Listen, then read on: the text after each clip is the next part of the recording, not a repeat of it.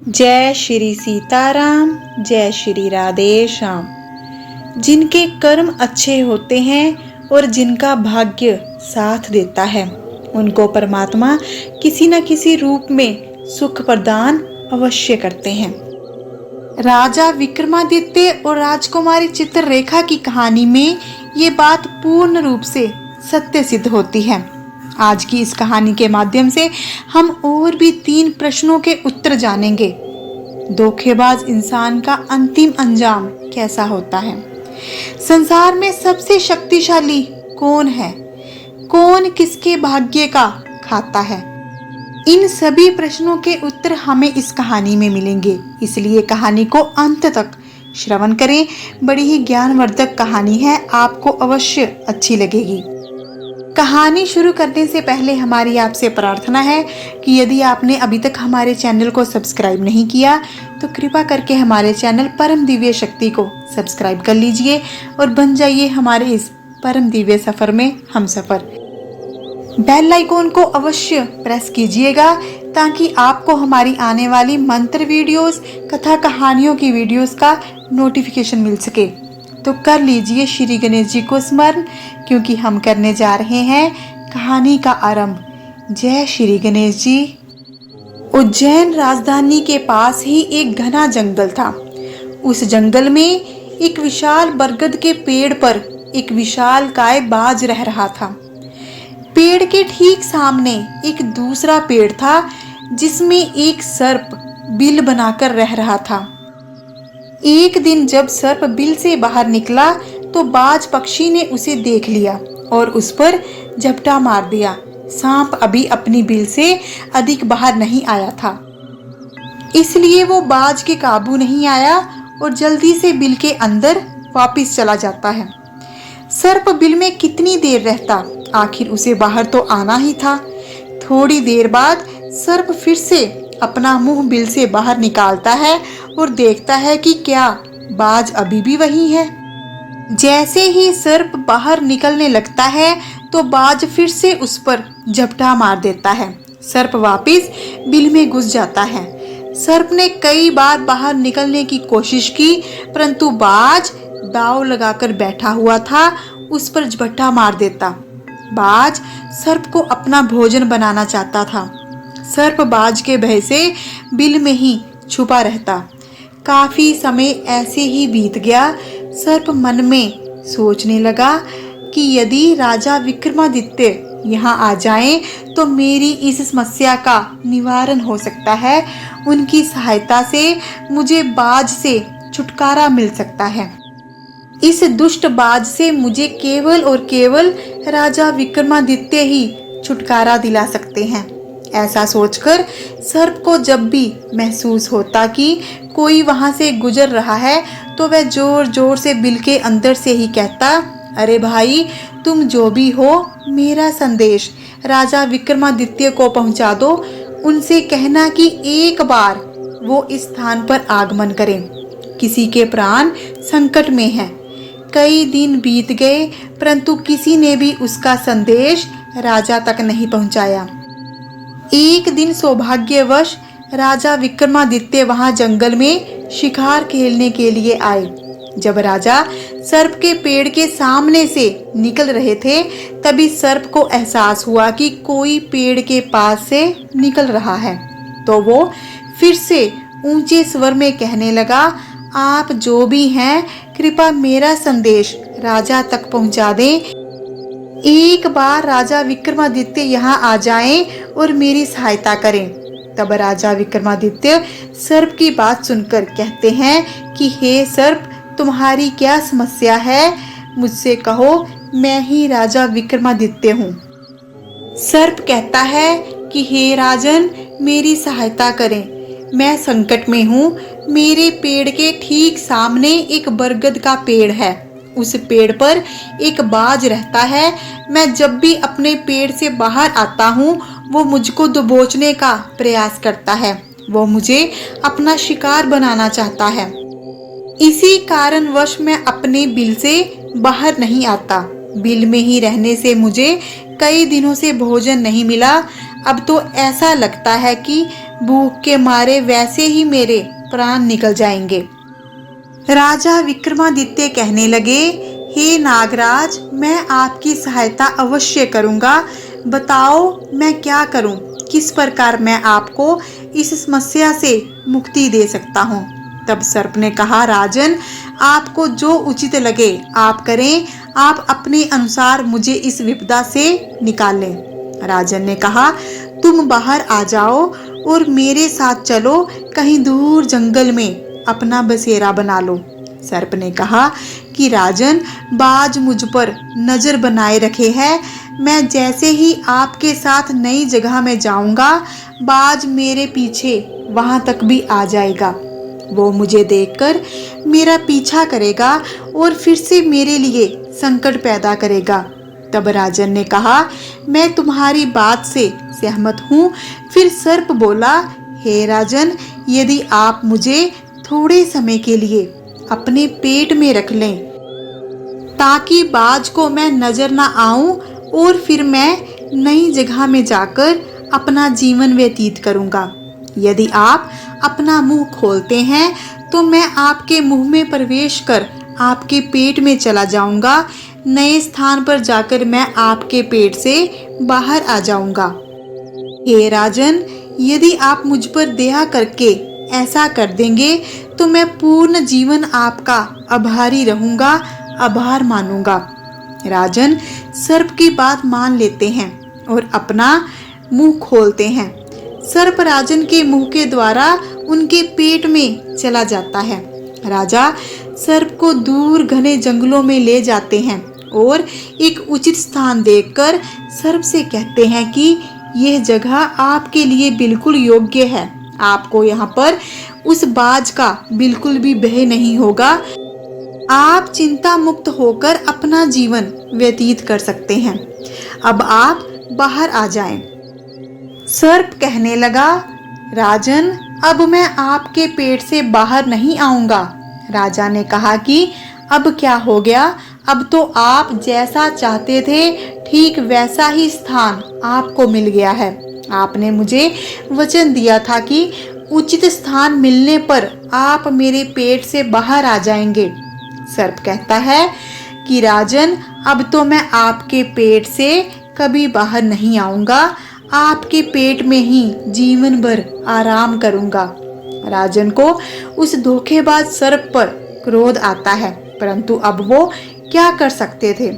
सर्प के विष के प्रभाव से राजा विक्रमादित्य का शरीर कोढ़ी हो गया। उनके शरीर में कोढ़ पैदा हो गया। राजा ने सोचा कि मैं उज्जैन नगरी का नरेश हूँ।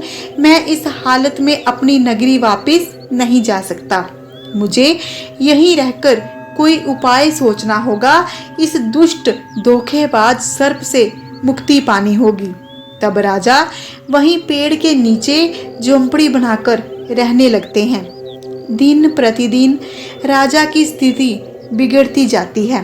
उनके लिए अपनी राजधानी वापस जाना अब असंभव हो गया था, क्योंकि वो अब भयंकर कोप से ग्रस्त हो गए थे। उनके पेट में सर्प कुंडली मारकर बैठा हुआ था। राजा विक्रमादित्य के समय ही श्रवस्ती नगरी के एक प्रसिद्ध शासक ताम्रध्वज थे। वो अत्यंत ही अभिमानी, अहंकारी थे। उनकी 3 पुत्रियां थीं। एक समय राजा ताम्रध्वज अपनी तीनों पुत्रियों से पूछते हैं कि वो किसके भाग्य का खाती हैं। बड़ी 2 पुत्रियां जानती थी कि उनके पिता अपनी प्रशंसा सुनना चाहते हैं, इसलिए उन्होंने कहा कि हम पिताजी आपके भाग्य का खाते हैं। परंतु जो सबसे छोटी पुत्री थी, जिसका नाम चित्ररेखा था, वो सत्यवादी थी। उसने झूठ बोलने की बजाय सत्य बोलना उचित समझा और कहने लगी, पिताजी, मैं अपने भाग्य का खाती हूँ। ऐसा उत्तर सुनकर अहंकारी राजा को अपनी सबसे छोटी पुत्री पर अत्यंत क्रोध आता है। वो मन ही मन प्रण कर लेते हैं कि मैं इससे इसके सारे राज सुख छीन लूंगा और फिर देखता हूँ कि ये किस प्रकार अपने भाग्य का खाती है। मैं इसके विवाह के लिए राजघराना नहीं, कोई गरीब विवश बेचारा रोग से ग्रस्त वर ढूंढूंगा, क्योंकि यह तो अपने भाग्य का खाती है। हम देखते हैं कि इसका भाग्य इसे कैसे खिलाता है। राजा ने तब अपनी बड़ी पुत्रियों के लिए राज परिवार से योग्य वर ढूंढकर उनका विवाह कर दिया। वो दोनों अपने ससुराल में राज कर रही थी, परंतु अपनी सबसे छोटी पुत्री चित्ररेखा के लिए राजा ने ब्राह्मण और नाई को बुलवाया और कहा कि इसे अपने साथ ले जाओ, और जब आपको कोई कोढ़ी या भिखारी मिले तो उससे इसका विवाह कर देना। ब्राह्मण और नाई ने ऐसा ही किया। वो राजकुमारी को अपने साथ ले गए। वो उसी जंगल से जा रहे थे कि ब्राह्मण की नजर राजा विक्रमादित्य पर पड़ती है। ब्राह्मण और नाई राजा को पहचानते नहीं हैं और सोचते हैं कि ऐसा ही वर राजा ताम्रध्वज ने ढूंढने के लिए कहा था, सो उन्होंने राजकुमारी का विवाह कोढ़ी से कर दिया और वहां से चले गए। ब्राह्मण और नाई की तरह ही राजकुमारी चित्ररेखा भी इस बात से अनजान थी कि जिसके साथ उसका विवाह हुआ है वो उज्जैन नगरी के राजा विक्रमादित्य हैं। राजकुमारी चित्ररेखा दिन रात राजा की सेवा में लग गई। वो राजा की सेहत को लेकर अत्यंत चिंतित थी। तभी एक रात जब राजा विक्रमादित्य और राजकुमारी चित्ररेखा सो रहे थे, तभी राजकुमारी की नींद एक सर्प की आवाज से खुल गई। राजकुमारी चुपचाप बात सुनने लगी। ये सर्प उनकी झोंपड़ी के सामने धरती में बिल बनाकर रह रहा था। ये सर्प दूसरे सर्प से जो राजा के पेट में था उससे कहता है कि धोखेबाज, तेरा विनाश अवश्य होगा। तुम अपनी कही हुई बात से मुकर गए। जिस राजा ने तुम्हारी सहायता की, तुमने उसी को धोखा दिया, अपने विष से उनको कोढ़ी कर दिया। ये उज्जैन नगरी के राजा विक्रमादित्य हैं। इन्होंने अब तक कितनों का भला करना था, कितनों का जीवन संवारना था। तुमने उन्हें किसी काम का नहीं छोड़ा। उन्होंने तुम्हारे जीवन रक्षा के लिए तुम्हारी सहायता की और तुमने उन्हीं के जीवन को संकट में डाल दिया। तुम्हें जीवित रहने का कोई अधिकार नहीं है। मैं तुम्हारी मृत्यु का उपाय बताता हूँ। यदि गंगा जल लाकर राजा को पिलाया जाए तो तुम्हारे 100 टुकड़े हो जाएंगे। तुम मलाशय के रास्ते बाहर आ जाओगे और राजन ठीक हो जाएंगे। तब दूसरा सर्प जो राजा के पेट में था वो कहता है, अरे नीच, तुम सा नीच तो कोई और हो ही नहीं सकता। मुझे जन कल्याण का हवाला दे रहे हो। तुम स्वयं खजाने पर कुंडली मारकर बैठे हो। यह खजाना यदि किसी योग्य व्यक्ति के पास होता तो वो इसको उपकार के कार्यों में लगाता। मुझे भलाई का पाठ मत पढ़ाओ। तुम्हारा लालच एक दिन तुम्हारे विनाश का कारण बनेगा। तुम्हारे विनाश के लिए मैं उपाय बताता हूँ। यदि कोई गरम गरम तेल तुम्हारी बिल में डाल दे तो तुम्हारी मृत्यु निश्चित है। राजकुमारी चित्ररेखा ने चुपचाप दोनों सर्पों का वार्तालाप सुना। उन्हें ज्ञात हो गया कि उनके पति राजा विक्रमादित्य हैं, जो उज्जैन नगरी के राजा हैं। अब राजकुमारी पास वाले आश्रम में गई और वहां के ऋषियों को गंगा जल देने की प्रार्थना करने लगी। ऋषि उन्हें गंगा जल दे देते हैं। राजकुमारी गंगा जल लाकर राजा को पिलाती है। गंगा जल के प्रभाव से सर्प के 100 टुकड़े हो जाते हैं और वो मलाशय के रास्ते से बाहर आ जाते हैं। राजा धीरे धीरे ठीक होने लगते हैं। जब राजा पूर्ण रूप से ठीक हो जाते हैं तो राजकुमारी को उज्जैन नगरी वापस चलने को कहते हैं। तभी राजकुमारी कहती है कि महाराज, अभी एक कार्य सिद्ध करना बाकी है। राजा पूछते हैं कि वो कौन सा कार्य है। तब राजकुमारी कहती है कि मुझे आप अधिक मात्रा में तेल लाकर दीजिए। राजा पूछते हैं कि आप इतने तेल का क्या करेंगी।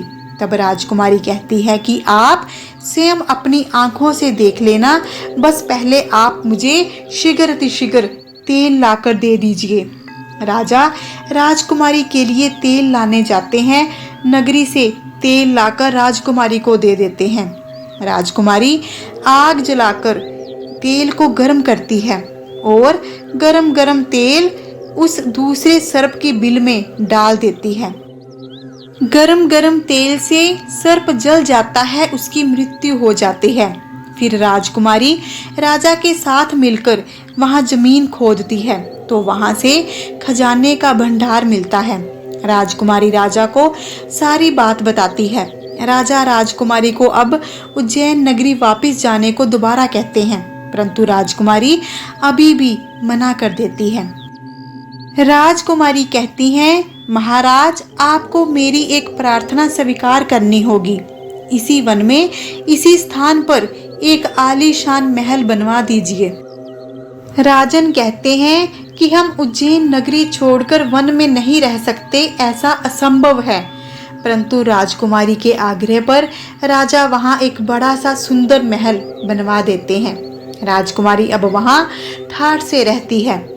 वही राजकुमारी के पिता ताम्रध्वज को कोई पड़ोसी देश का राजा युद्ध में पराजित कर देता है और उसके राज्य पर अधिकार कर लेता है। राजा ताम्रध्वज वहां से अपने प्राण बचाकर वन वन भूखे प्यासे भटक रहे होते हैं।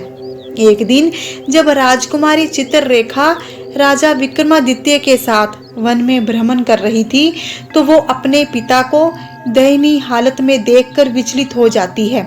राजा ताम्रध्वज भी अपनी पुत्री को पहचान लेते हैं। राजा विक्रमादित्य और राजकुमारी चित्ररेखा राजा ताम्रध्वज को अपने साथ महल ले आते हैं। उनका खूब आदर भाव करते हैं।